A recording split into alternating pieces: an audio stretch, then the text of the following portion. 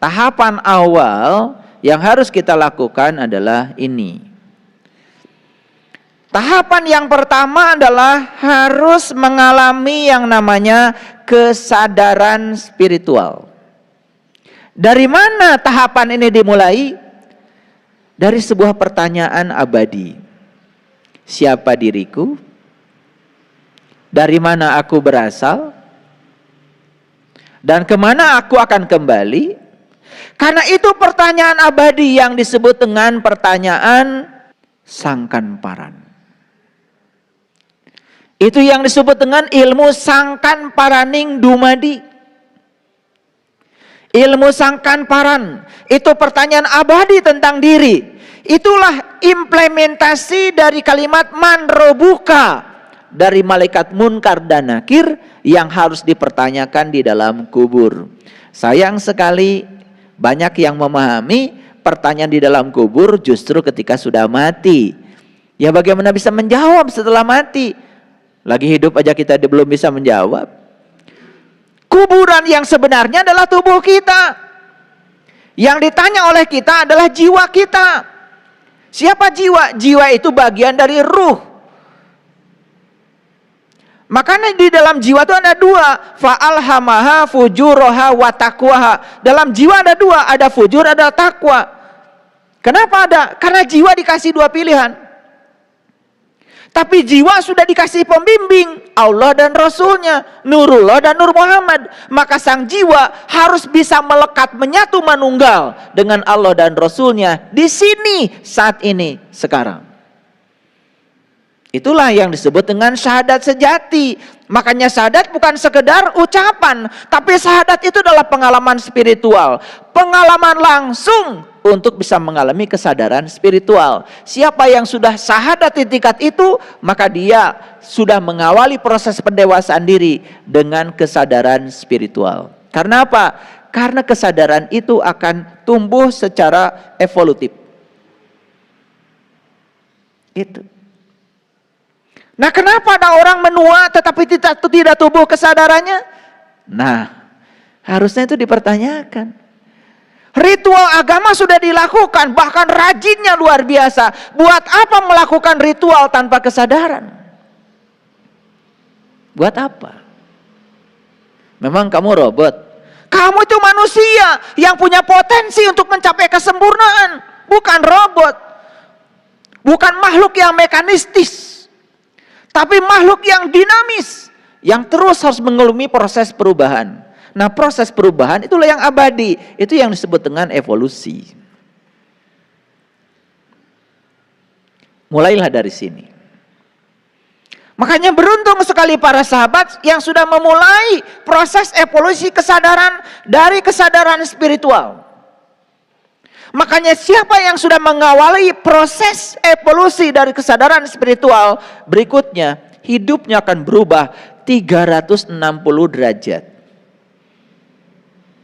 Ada yang mengatakan berubahnya 180 derajat. Itu baru setengah. Berubah itu 360 derajat. Lihat saya semuanya. Kalau 180 derajat itu begini. Saya asalnya di sini.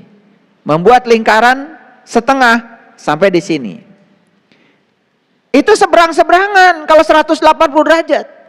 Kalau 360 derajat itu berarti dari sini ke sini kembali ke sini. Itu yang disebut dengan Idul Fitri. Kembali ke fitrah. Menyadari siapa diri yang sebenarnya, itu kembali ke fitrah. Karena sesungguhnya yang namanya manusia itu adalah makhluk cahaya, makhluk spiritual yang sedang dikaryakan di bumi, bukan makhluk bumi yang sedang belajar spiritual. Itu yang keliru. Jadi manusia itu makhluk spiritual, makhluk langit yang sedang dikaryakan di bumi, bukan makhluk bumi yang sedang melakukan perjalanan ke langit. Oleh karena itu, ada dua yang harus kita hormati dalam hidup. Yang satu adalah yang menjemput kita dari langit ke bumi, adalah ayah ibu kita. Satu lagi adalah yang mengantarkan kita dari bumi ke langit, yaitu guru spiritual kita. Makanya ada namanya Triratna, yang disebut dengan 3 permata. 3 permata itu, satu, memiliki seorang guru pembimbing. yang bisa mengantarkan kita kembali kepada jati diri kita sendiri, yang bisa memutar 360 derajat. Yang kedua, punya metode untuk meniti ke dalam diri yang diajarkan oleh seorang guru. Dan yang ketiga adalah punya komunitas. Jadi punya komunitas itu sebetulnya sesuatu yang sangat mahal. Karena banyak juga yang tidak punya komunitas. Apa itu komunitas? Komunitas itu sebetulnya komuni, berkumpulnya orang-orang yang memiliki kesadaran yang sama, berkumpulnya orang-orang yang memiliki frekuensi yang sama. Makanya kenapa kalian dengan saya ada kerinduan untuk bertemu hari ini? Karena kita sudah komuni, kita sudah memiliki frekuensi yang sama, kesadaran yang sama, menuju arah yang sama. Ini namanya community. Makanya itu yang namanya Triratna.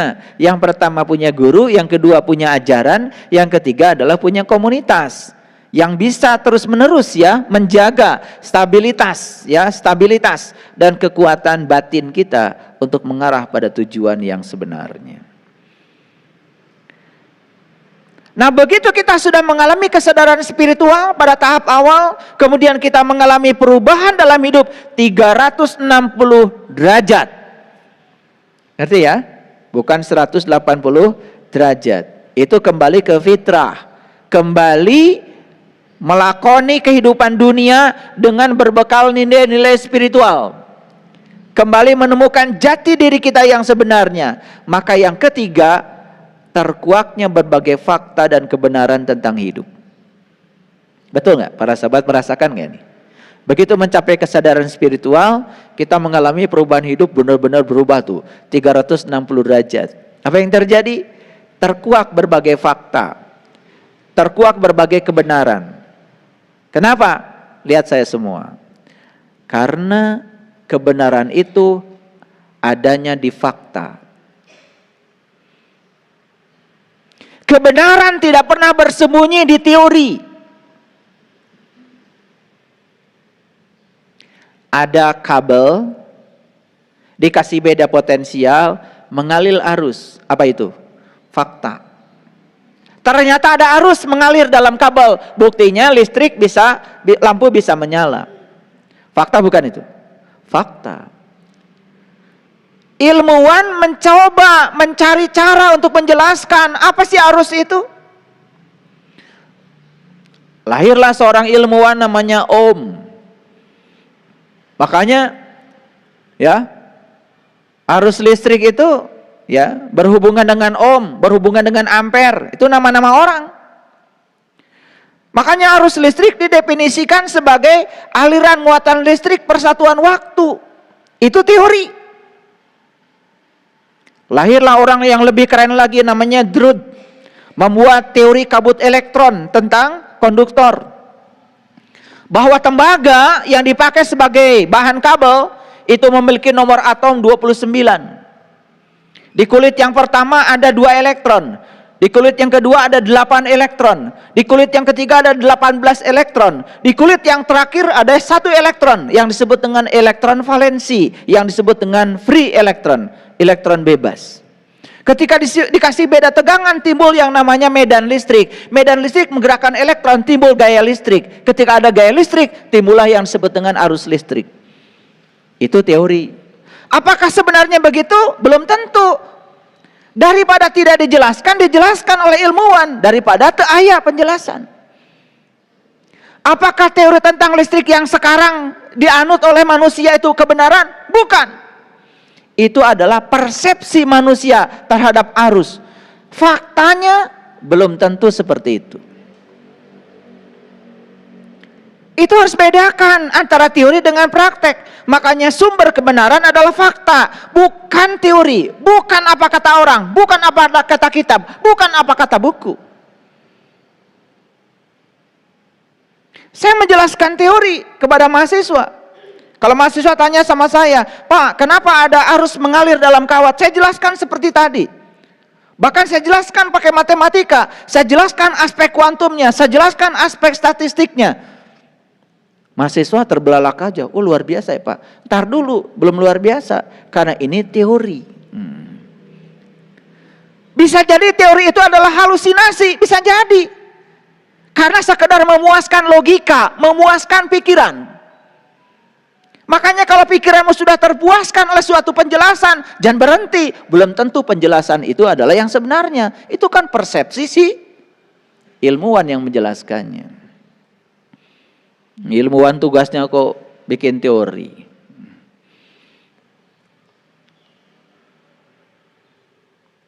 Lihat saya semuanya. Ini apa? Tangan. Tangan saya juga terbagi-bagi. Ada apa?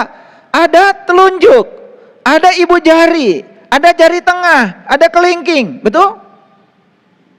Ada lagi di sini pergelangan tangan, ada lagi bagian tangan atas, ada ketiak, banyak. Tapi kalau ditarik lebih dalam lagi, sebetulnya unsur pembentuknya kan satu aja, sel namanya. Yang luar biasa sel itu, ya, sel itu, lihat saya semuanya. Sel rambut yang di atas kepala saya dengan sel rambut yang ada di alis saya, itu sama. Tapi begitu diletakkan di tempat yang berbeda, dia ternyata cerdas, ngatur dirinya. Begitu diletakkan di sini, ya tumbuhnya segini dari dulu. Saya nggak pernah cukur alis. Saya tiap sebulan sekali cukur rambut. Padahal sama-sama ini sel rambut, ini juga sel rambut. Diletakkan di tempat yang berbeda. Sel itu punya kecerdasan yang luar biasa. Yang ini nggak numbuh, yang ini numbuh terus. Pernah nggak kalian? Mau kemana? Mau cukur alis? Nggak pernah. Alisnya segini aja, paling juga nanti berubah warna dari hitam menjadi putih. Hebat nggak? Hebat. Tapi siapa yang mengatur sel itu? Di dalam sel itu ada DNA, di dalam sel ada kromosom, macam-macam bagian-bagian dari sel. Wah, kalau kita bedah lebih dalam lagi, kita juga tidak mengerti secara fisik, rahasia fisik kita itu begitu dalam. Bahkan ada orang yang mengatakan bahwa sebetulnya setiap satu sel itu memiliki satu DNA. Dan di setiap satu DNA tersimpan 3 miliar data yang tersimpan. Terbuat dari apa sel? Terbuat dari atom. Dan jangan mengatakan atom itu benda mati. Karena buktinya dia bisa menyimpan data. Ini HP yang kalian bawa-bawa kemana-mana. Saya tanya sama kalian semuanya. Ini benda hidup atau benda mati? Dan kalian mengatakan benda mati. Kenapa? Memang dia tidak punya kesadaran. Tapi coba, fotomu disimpan di mana?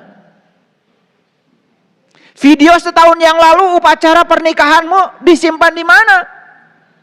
Bukankah disimpan di sini?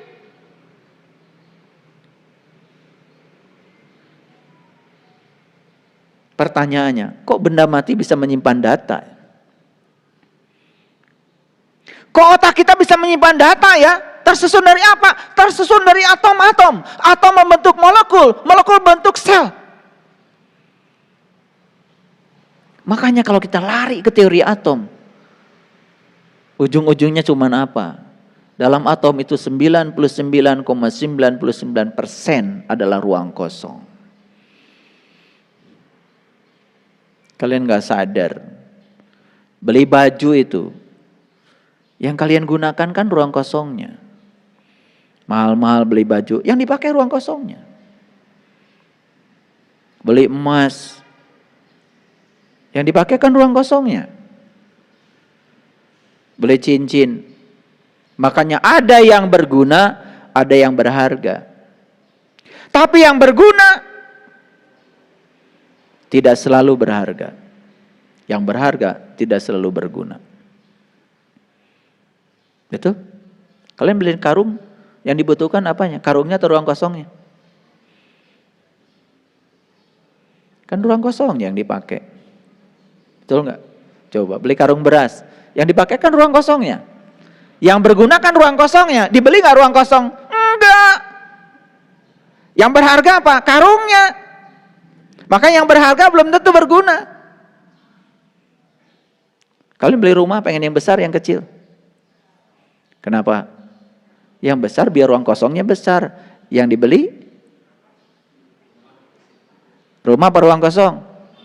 Rumah. Yang mahal? Yang dipakai? Ruang kosong. Kalian pergi ke dapur nggak pakai tembok kok. Yang kalian pakai di dapur ruang kosong. Betul nggak? Apa sih ruang kosong itu? Renungkan. Dan semua berasal dari ruang kosong kok. Ruang kosong menciptakan energi.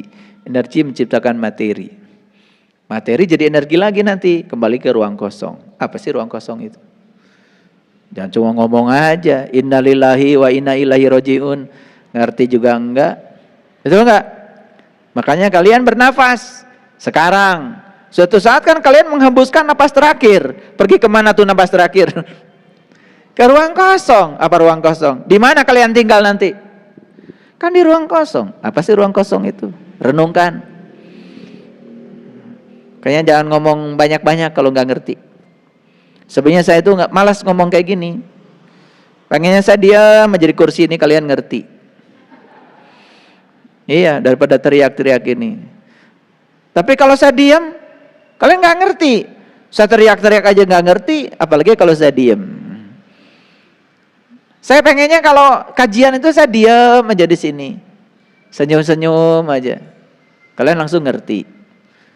Tiba-tiba pulang dari sini, wah saya sudah dapat pencerahan tadi. Apa? Pokoknya semua yang ada di kepalanya Pak Saiful itu saya sudah ngerti semuanya. Saya pengennya begitu. Saya pengennya begitu, ya.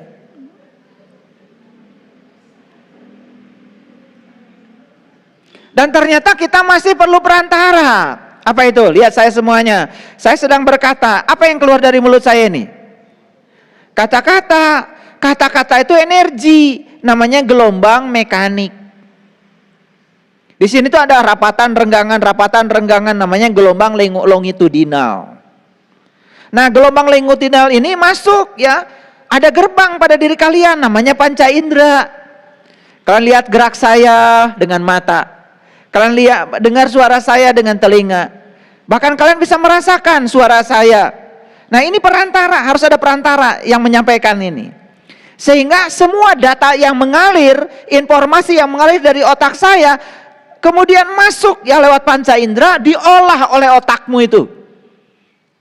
Sehingga tersimpan sebagian di dalam otak sebagai memori. Setelah diproses sebagai suatu pemahaman. Jadi namanya informasi. Informasi diakumulasi jadi pengetahuan. Jadi aja kalian kalau pulang dari sini ditanya, tadi Pak Saiful ngomong apa? Oh yang diomongkan begini. Oh, bisa ngulang kan? Gitu. Aduh keren banget sebetulnya. Nikmat Allah yang mana lagi yang mau kau dustakan? Kan begitu. Dikasih panca indera sebagai gerbang informasi. Dikasih otak untuk mengolah informasi. Dikasih memori untuk menyimpan informasi. Kan luar biasa. Paham sampai sini? Lanjut dulu. Jadi terkuaklah fakta dan kebenaran tentang hidup.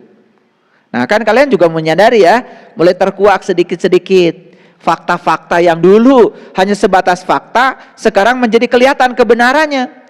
Bahkan bisa sedikit yang menjelaskan. Karena apa? Karena sudah mengalami sebagai sebuah pengalaman.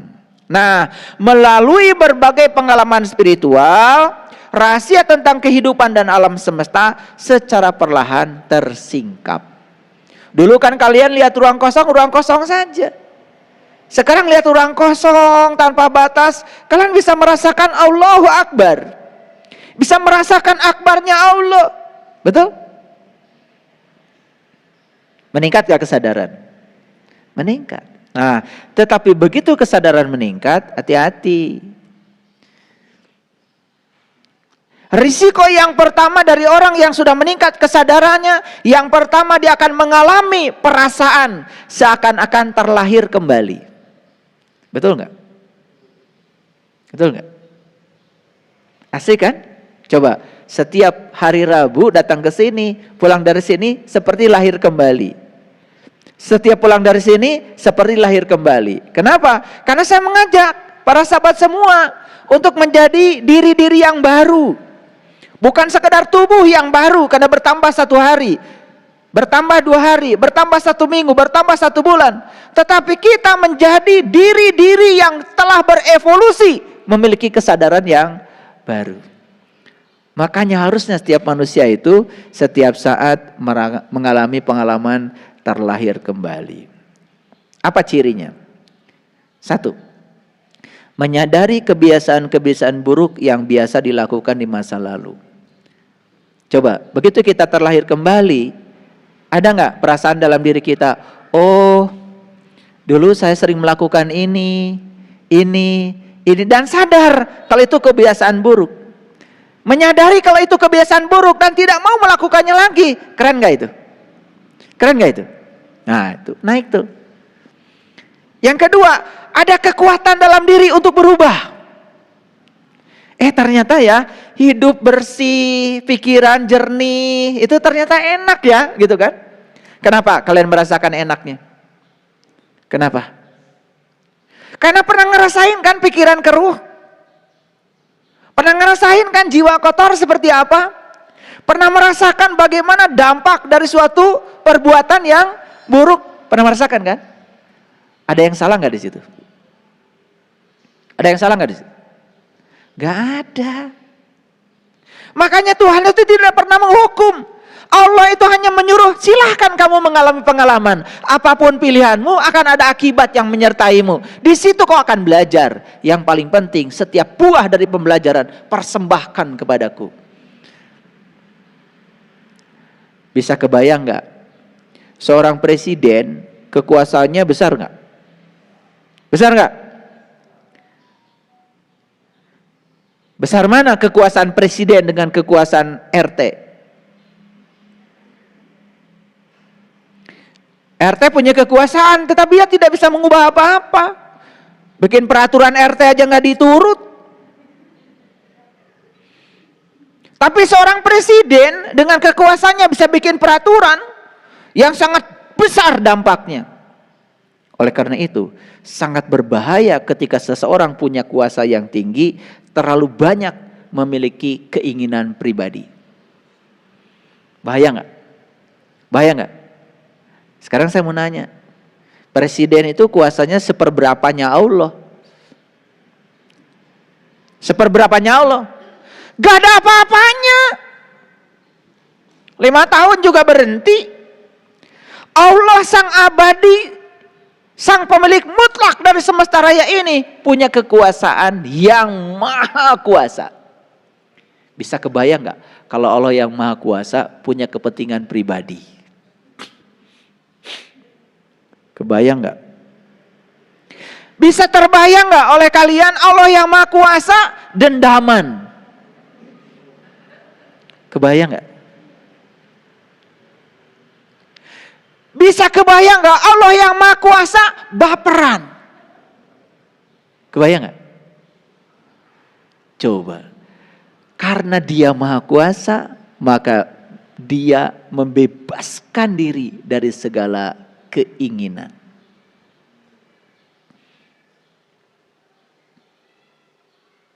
Hati-hati ya. Saking kuasanya, maka beliau membebaskan diri dari segala keinginan, terutama keinginan pribadinya. Maka beliau netral saja. Klub A bertanding dengan klub B. Dua-duanya juga berdoa sama Allah yang sama. Betul nggak? Ada yang minta bantuan dukun segala. Pokoknya samalah, intinya doa lah. Betul nggak? Si klub A pengen menang, si klub B pengen menang. Gak ada. Doanya, ya Allah klub saya untuk hari ini gak apa-apa, kalah juga. Gak ada. Dua-duanya pengen menang. Bingung gak Allah? Bingung gak Allah? Kalau beliau punya keinginan kan bahaya. Dengan kuasanya. Makanya beliau bebaskan dari keinginan. Pokoknya sok weh marahin. Sanu menang, yang rajin latihannya, yang bagus strateginya. Ya secara alami akan menang. Itulah proses seleksi alam. Di situ ada kejujuran. Dan Allah membebaskan diri dari keinginan saking maha kuasanya. Paham? Oke. Betul nggak sekarang? Ada kekuatan untuk berubah dalam diri? Ada nggak? Ada nggak? Nah, kalau ada, mulai kalian mendewasa itu. Ada perasaan terlahir kembali dan merasakan semakin dekat dengan kebenaran. Ada nggak itu? Walaupun mungkin belum sepenuhnya kita ini ya sampai di kebenaran, tetapi ada keinginan semakin dekat dengan kebenaran. Ada? Nah itu. Itu ciri-ciri bahwa kita sudah memiliki perasaan terlahir kembali. Yang luar biasa, tidak bisa kembali kepada keburukan yang lama. Gak mau lagi kembali pada keburukan yang lama, gak mau. Kenapa? Kenapa? Udah merasakan kan? Bagus gak melakukan keburukan di masa lalu? Bagus. Itulah kesempurnaan. Karena kalian tidak akan pernah bisa berubah kalau tidak merasakan. Itu yang disebut dengan dinamika. Itu namanya evolusi kesadaran. Makanya tidak boleh ada penghakiman. Biarkan semua berjalan. Biarkan semua berjalan. Karena di setiap pilihan ada sebuah risiko yang harus ditanggung. Kira-kira dari penjelasan yang ini, terasa nggak? Terasa nggak? Ini menyentuh diri kita. Terasa nggak? Kalau kalian merasakan ini, itu tanda. Ini tanda, tapi tanda awal bahwa kalian sudah mengalami proses menua dalam keadaan mendewasa. Karena di Quran dikatakan banyak sekali anak-anak kecil yang beruban. Tahu nggak anak kecil yang beruban? Iya, beruban sih iya. Tapi anak kecil artinya tidak mengalami proses evolusi. Fisik mengalami proses evolusi. Makin kolot. Tetapi kesadaran tidak mengalami perubahan. Ini yang berbahaya. Makanya orang-orang yang semacam ini di masa tuanya bingung. Rek maut ke bingung. Ya, komo hirup. Yang kedua, ini ciri yang kedua. Ada keinginan untuk sendirian dan menjauh dari komunitas lama. Begitu seseorang mengalami peningkatan kesadaran, kalau di Quran dikatakan cerita Ashabul Kahfi. Makanya dia itu meninggalkan kebanyakan orang, masuk ke dalam gua yang bisa memberikan keselamatan. Itu sebenarnya proses evolusi kesadaran. Dia tinggalkan kebanyakan orang dan masuk ke dalam gua. Itu sebetulnya cerita tentang perjalanan mengasingkan diri. Karena apa? Karena sudah tidak kuat lagi dengan orang-orang di frekuensi lama. Makanya begitu seseorang sudah mendewasa secara spiritual, maka dia punya keinginan untuk sendirian dan menjauh dari komunitas lama.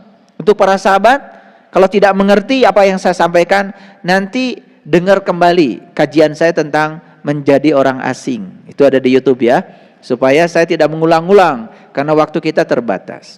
Apa cirinya? Ciri yang pertama, ketika kesadaran spiritual meningkat, vibrasi atau getaran akan meningkat. Sementara vibrasi atau getaran orang-orang di sekitar kita tidak mengalami itu, maka terjadi kesenjangan. Ngerti maksud saya? Ini nih, kalian meningkat tuh kesadarannya. Sementara orang-orang di sekitar gitu-gitu saja, terjebak oleh ritual, hanya mekanistis kayak robot. Begitu kalian meningkat kesadarannya, kan otomatis getaran, vibrasi, energi kalian sudah bukan energi yang lama lagi. Ada perasaan senjang itu, tidak bisa cocok itu, tidak bisa cocok. Ada nggak perasaan begitu? Nah itu tandanya kalian mendewasa. Itu tanda. Dan jangan kemudian menarik-narik orang di kesadaran rendah ke kesadaran tinggi. Justru kita harus bijaksana melihat mereka. Hati-hati. Karena banyak orang yang tidak bijaksana. Mentang-mentang sudah ma'rifat malah jadi ma'refot. Ya mulai ya merendahkan orang lain yang tidak sama dengan dirinya. Hati-hati, itu tidak berkesadaran itu namanya. Jadi ada kesenjangan. Nah ketika ada kesenjangan itu otomatis ya ada ketidaknyamanan. Nah oleh karena itu maka akan mencari otomatis teman-teman yang sama frekuensinya. Nah itulah pentingnya sebuah komunitas untuk menyalurkan ya kerinduan itu. Ya. Yang kedua, ciri yang kedua, menghabiskan waktu bersama komunitas lama akan terasa melelahkan. Jadi gini. Di komunitas lama kan kalian nyaman sekali ngomongin orang. Bahkan di tempat ngaji. Ngomongin tas orang. Ngomongin dandangan orang. Jika perlu ustadznya pun diomongin itu. Betul nggak? Itu pecinya ustadz itu kemana? Katanya tiap ceramah nggak pakai peci. Diomongin.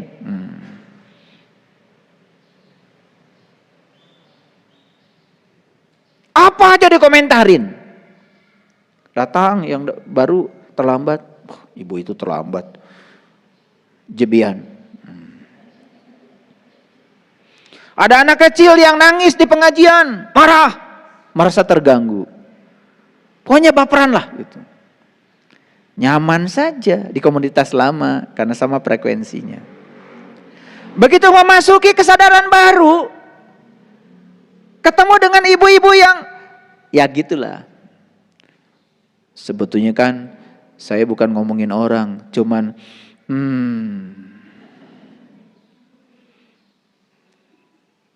saya nggak gibah kok, cuma nggak nyaman. Gitu, pengen segera meninggalkan, rasanya lelah tinggal di situ. Karena apa? Ada kesenjangan frekuensi. Gitu nggak kalian? Nah kalau gitu berarti tanda sudah mulai mendewasa. Berbanding luruslah dengan uban. Ya. Nah terutama ketika komunitas lama itu memancarkan energi yang negatif, vibrasi yang negatif, udah terasa banget. Maaf. Misalnya kita memasuki suatu kajian. Kemudian disampaikanlah kajian-kajian tentang pahala, surga, neraka, ya. Yang frekuensinya rendah. Kalau nggak nakut-nakutin, pasti ngiming-ngimingin. Nah gitu. Itu kan teori motivasi yang sangat rendah. Kalian pasti akan merasa lama di situ. Pengen segera bubar. Kenapa? Tidak ada kesejalanan frekuensi. Orang yang sudah ikhlas, yang ibadahnya kepada Allah itu sudah tidak bermuatan lagi, dikasih iming-iming. Coba, kalau ibu bapak melakukan kebaikan, maka Allah akan kasih pahala. Gak nyaman, pengen cepat pulang. Karena ada kesenjangan frekuensi, gitu. Nah kalau kalian mengalami kesenjangan itu tanda kalian udah mulai sedikit mendewasa. Seetik belum dewasa. Bahkan lebih merasa nyaman menyendiri untuk mengimbangi frekuensi negatif tadi. Jadi kalau orang yang berkesadaran, begitu dia sudah berinteraksi dengan energi negatif, kemudian dia perlu waktu untuk mengasihkan diri, untuk menambah energi positif, untuk mengimbangi yang negatif. Udah kadang masuk tadi. Itulah pentingnya meditasi. Picenan. Komo air ngajak pasea mah. Sanajan kalian tidak ikut pasea, sedikit dong pasti terganggu kan. Sudah pasti masuk energi negatif. Nah, perlu sendiri untuk mengimbangi energi negatif itu dengan energi positif. Merasa nyaman dengan orang yang baru dikenal, padahal baru dikenal. Ada kerinduan, tapi dengan yang sudah lama dikenal, sekalipun itu satu darah, sekalipun itu keluarga, kalau tidak ada kesamaan frekuensi, ada kesenjangan frekuensi, tidak ada kerinduan. Jadi kerinduan itu memang akhirnya tidak bisa dipaksakan, tidak bisa harus rindu. Tolong rindu ya, mas saya ya. Nggak bisa. Rindu itu harus terjadi karena vibrasi, karena frekuensi, karena ada kesamaan frekuensi.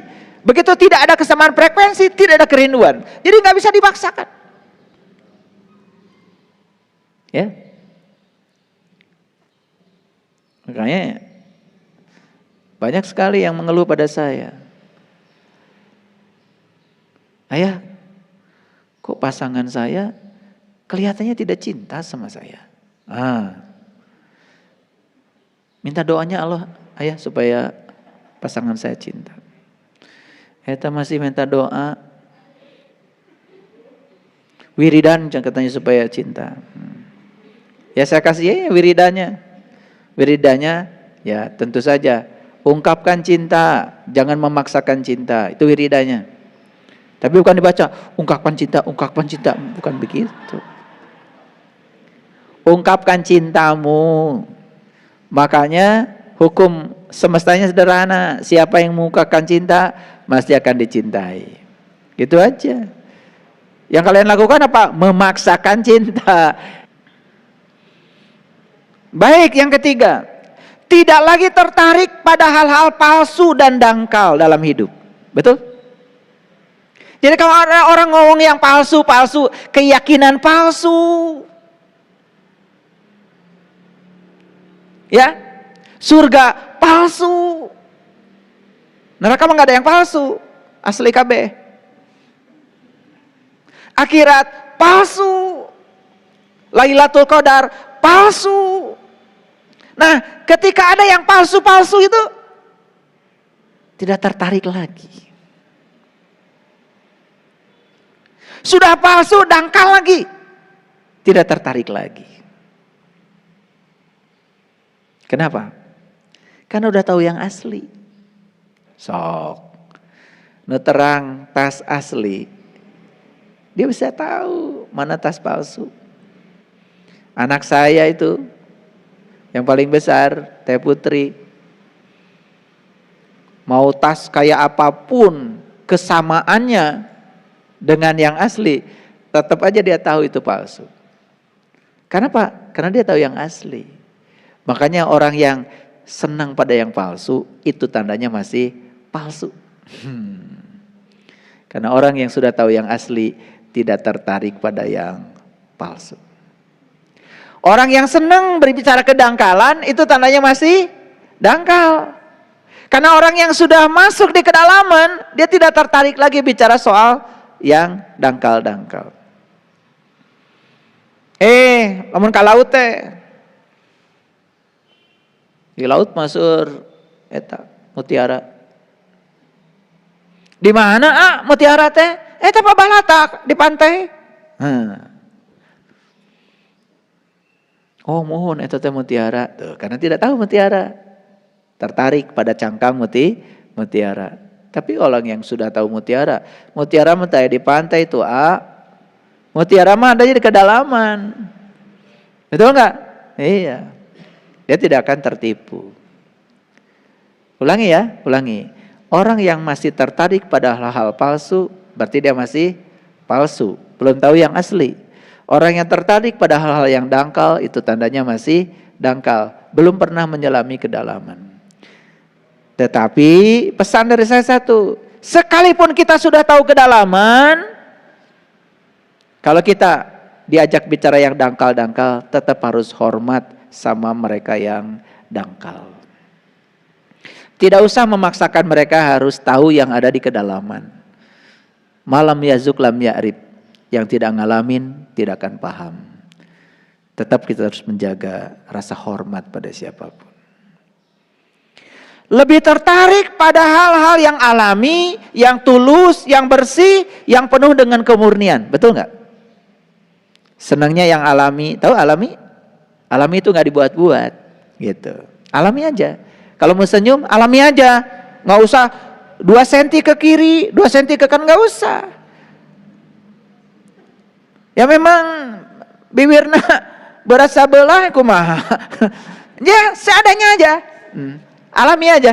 Karena keikhlasan itu tidak bisa diukur dari simetrinya bibir. Nggak bisa. Jadi alami, tulus, bersih.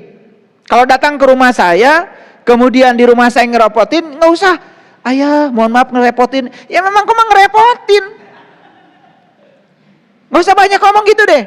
Udah aja, bantuin. Piring kotoranmu ya kedapurkan paling tidak, walaupun tidak dicuci ya kadapurkan atuh. Iya mah ayo punten ngerepotkeun, tapi teu ngalakukeun naon. Jika sebelen, itu namanya maaf ya. Maaf. Jadi tertarik pada hal-hal yang alami, tulus, bersih, penuh kemurnian. Ngerti maksud saya? Iya. Habis makan, ya, maaf ya ngerepotin. Bukan gitu. Bawa piringna ke dapur. Bersihkan ke sorangan. Nggak usah ngomong, maaf ngerepotin. Memang ngerepotin. Apalagi nggak mau ada kontribusi apa-apa. Ngerti maksud saya? Coba belajar yang alami deh. Itu saya kadang-kadang lihat orang katanya ngaku spiritualnya tinggi, nyimpan bekas minum aja. Hanya bekas minum. Eta cangkangna tinggal piceun. Maaf ya ngerepotin. Bekas minum didinya, nya ngerepotin. Ini maksud saya. Coba yang palsu-palsu gitu tuh, aduh, jangan terlalu banyak basa-basi deh. Ngerti maksud saya? Ini harus saya omongin karena kadang-kadang ngaku spiritual tinggi tapi yang gitu aja nggak jelas. Kalau datang ke rumah orang jelas merepotkan, nggak usah minta maaf merepotkan, tinggal bantu supaya tidak terlalu repot. Gitu, itu rada dewasa. Cing tong jika budak letik wae atuh. Selanjutnya, lihat saya semua. Ciri spiritualnya sudah berevolusi, mendewasa, kesedihan yang mendalam, mudah hanyut dalam penderitaan orang lain yang kesusahan. Jadi kalau kalian lihat orang susah, menderita, biasa-biasa wae, komo ngabantu mah ngarasakeun we kasusah batur, duh, hayang nyiwit. Kudu diciwit juga namanya tanu kitu. Mengaku sudah dewasa, mengaku sudah banyak majelis taklimnya, udah syar'i banget. Tetapi cara memperlakukan orang lain seperti itu, tidak peduli pada kesusahan orang. Jangan mengatakan kita sudah mendewasa. Sekarang saya mau nanya jujur nih, ada nggak kesedihan mendalam, mudah hanyut dalam penderitaan orang lain, terutama melihat yang ada nggak? Ada aja, walaupun belum membantu itu udah bagus itu. Lebih bagus lagi, bukan sekedar ada, tetapi ingin membantu, meringankan penderitaan orang lain. Karena apa? Semua makhluk hidup itu cuma dua keinginannya. Satu, memperoleh kebahagiaan. Yang kedua, terbebas dari penderitaan. Kabeh ge sami kahayangna dengan dua. Ingin mendapatkan kebahagiaan dan terbebas dari penderitaan. Paham? Oke. Nah, menyadari begitu banyak penderitaan di muka bumi, ingin membebaskannya. Lihat saya semuanya. Lihat anak-anak tidak sekolah. Ada nggak rasa empati dalam diri? Ada? Lihat orang-orang yang susah memperoleh makanan, bahkan tidak punya makanan, sementara di rumah kita makanan berlebihan. Ada nggak rasa empati itu? Bukan sekedar ada. Oh artinya mulai terpanggil. Itu yang saya ajak. Kenapa saya bikin BSI peduli? Sekarang tiap bulan berapa banyak anak yang kita bisa bantu, walaupun belum besar, tetapi sudah ada yang kita bantu. Dan saya bisa melihat kebahagiaan mereka. Dan itu kebahagiaan Allah. Itu persembahan kita kepada Allah yang sebenarnya. Ayo kita semangat. Kalau bikin sesuatu jangan hangat-hangat. Tai ayam apa? Enggak sopan ya. Sebetulnya semua kotoran juga pertama keluar makan hanet. Lain tai ayam unggul. Saya nggak tahu yang bikin peribahasa itu gimana. Mungkin kalau hangat-hangat tai orang kan menjadi kurang enak ya. Hangat-hangat tai ayam gitu aja. Ya jangan cuman sebentar hangatnya itu kemudian hilang kembali hangatnya. Itu semangat itu harus terus ada karena yakin setiap pemberian itu akan berbuah penerimaan. Makanya kuncinya cuma satu, terima kasih. Apa yang diterima? Kasih. Sadar itu kalimat itu. Ya. Thank you. Saya nggak tahu karena saya tidak menyelami kalimat itu. Tapi terima kasih itu bahasa kita. Terima kasih. Terima kasih. Apa yang kamu terima? Kasih. Keren banget. Itu bahasa leluhur kita tuh keren banget. Yang kedua, merasa bertanggung jawab untuk mengambil bagian dan misi yang menyelamatkan orang-orang yang menderita. Jadi kita harus masuk dalam misi itu. Jadi saya membuat komunitas, namanya Bumi Spiritual Isbatul Yakin. Ada visinya, ada misinya. Dan misi yang paling utama adalah menebar cinta kasih dan kebahagiaan. Menebarkan harmoni dan toleransi. Makanya itu tercermin ya dalam ragunya Mars Isbatul Yakin. Dan itu sesekali ya kalau lihat YouTube, coba kalian ikut nyanyi. Biar semangat ya. Gak apa-apa sendiri juga di rumah. Gak usah nunggu milad. Nyanyi. Selami itu maknanya. Ya. Menebar cinta kasih dan kebijaksanaan. Itu salah satu misinya. Yang kedua apa? Ya. Membangun toleransi dan harmoni. Itu. Ayo ikut terlibat di sini. Ikut merasa bertanggung jawab untuk mengambil bagian dalam misi menyelamatkan orang-orang yang menderita. Tong cicing wae. Ayo nyonyoh HP. Cicing wae. Ayo keluar dari sarangnya. Lakukan sesuatu mumpung masih bernapas. Lakukan sesuatu sekarang.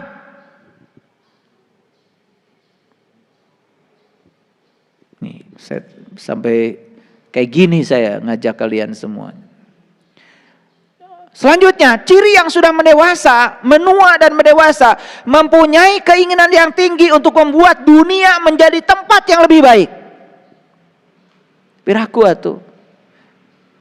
Dimanapun kalian tinggal, masa tidak ada sedikit pun keinginan tergerak untuk mempercantik dunia yang sudah cantik ini. Makanya istilah leluhur kita memayu hayuning bawono, mempercantik dunia yang sudah cantik. Ayo deh ikut kontribusi mempercantik dunia yang sudah cantik ini. Tong cicing wae. Cicing wae. Karena tidak cukup dengan memenuhi kebutuhan diri sendiri. Memenuhi kebutuhan diri sendiri, istilahnya apa kemarin? Kemelekatan bukan?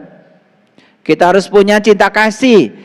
Bedanya apa cinta kasih dan kemelekatan? Kalau cinta kasih itu bertumbuh pada orang lain. Kalau kemelekatan bertumbuh pada diri sendiri. Nulung kanu butuh, nalang kanu susah, nyangan kanu poeken, ngahudangkeun kanu sare, nganter kanu keung, nepak kanu poho. Jelas sekali ya pepatah leluhur kita.